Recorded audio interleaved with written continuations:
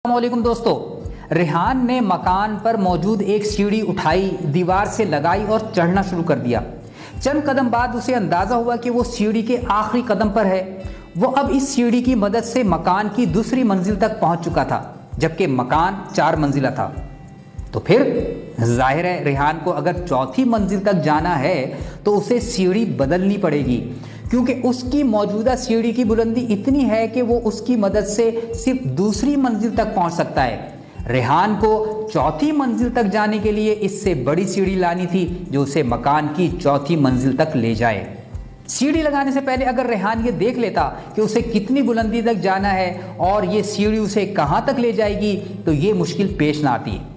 Robert Kiyosaki, जिसे अपनी पहली किताब रिच डैड पुअर डैड से बहुत शोहरत मिली, अपनी नई किताब business of the 21st century में ये मिसाल देते हुए लिखते हैं कि कुछ ऐसा ही मामला हमारी मुआशी सूरत हाल का है।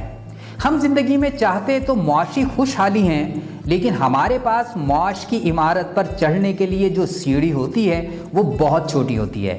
चुनाचे हम बमुश्किल अपनी बुनियादी ज़रूरियात ही पूरी कर पाते हैं। 21वीं सदी कारोबार की सदी है।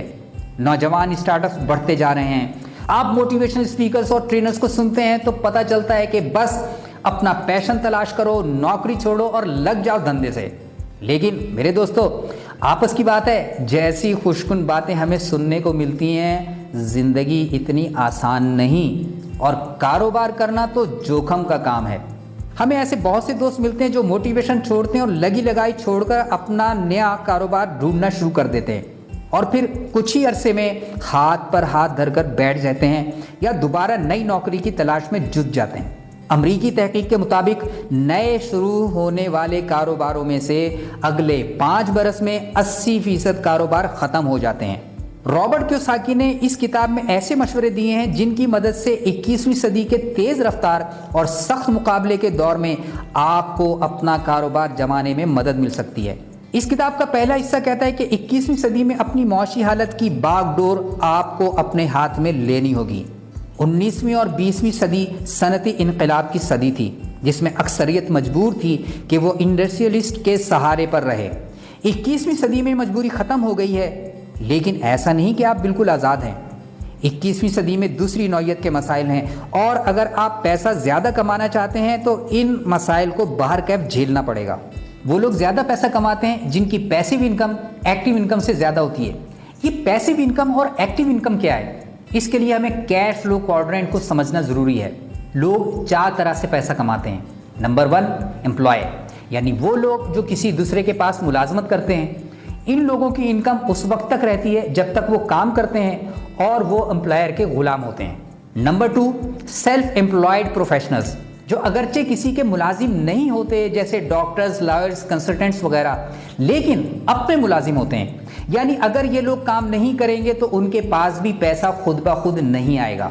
नंबर 3, बिजनेसमैन, जो अपना पैसा लगाकर कोई कारोबार करते हैं और फिर जितनी मेहनत करते हैं उससे कहीं ज़्यादा पैसा कमाते हैं, क्योंकि वो अपने यहाँ बहुत सौ को मुलाजिम रखते हैं जो उनके लिए काम करते हैं। इस कोऑर्डिनेट में सबसे आखिरी और सबसे ज़्यादा पैसा कमाने वाला इन्वेस्टर है, जो मेहनत तो बहुत कम करता है लेकिन बैठे बिठाए खूब पैसा कमाता है।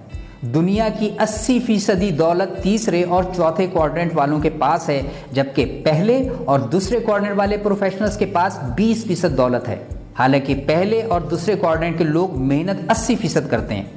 एक बहुत अहम बात इन नौजवानों को ये याद रखनी चाहिए कि जब वो अपना पैशन तलाश करके अपना काम शुरू करना चाह रहे हैं तो कभी फौरन जॉब ना छोड़ें, बल्कि फर्स्ट क्वाड्रेंट में रहते हुए तीसरे क्वाड्रेंट में धीरे धीरे आएँ, यानी पार्ट टाइम में कोई काम शुरू कर दें। इस किताब के दूसरे हिस्से में दौलत बनाने के 8 असासे बताए गए हैं। 1, बिजनेस का तजर्बा असल तालीम है। 2, पर्सनल डेवलपमेंट का वो तरीका जो पैसा कमाने का जरिया बने। 3, आपके वो दोस्त जो आपके ख्वाब और अक़दार दूसरों से शेयर करें। 4, आपका अपना नेटवर्क। 5, डुप्लीकेट और काबिल पैमाइश कारोबार। 6, लीडरशिप स्किल्स। 7, दौलत बनाने का असली मैकेनिज्म। 8, बड़े ख्वाब और उनके मुताबिक ज़िंदगी गुजारने का ढंग। इस किताब के तीसरे हिस्से में ऐसे मजीद अमली तरीके बताए गए हैं जो 21वीं सदी में आपको दौलत बनाने और एक कामयाब बिजनेसमैन बनने में मददगार हो सकते हैं। किताब पढ़ने से ताल्लुक़ रखती है। अलबत्ता हमारा मशवरा है कि अगर आपने रॉबर्ट कियोसाकी की किताब रिच डैड पुअर डैड यानी अमीर बाप गरीब बाप नहीं पढ़ी तो पहले ये किताब ज़रूर पढ़ लें ताकि आप कियोसाकी के फ़लसफ़े को उसकी बुनियाद से समझ सकें। जी दोस्तों, इस किताब को पढ़ने और ये वीडियो देखने के बाद आपने अपने कारोबार के लिए क्या आज़म किया और कब तक, कमेंट में ज़रूर शेयर कीजिएगा। ये वीडियो लाइक कीजिए, शेयर कीजिए, हमारे चैनल को सब्सक्राइब कीजिए। ये वीडियो देखने का बहुत बहुत शुक्रिया।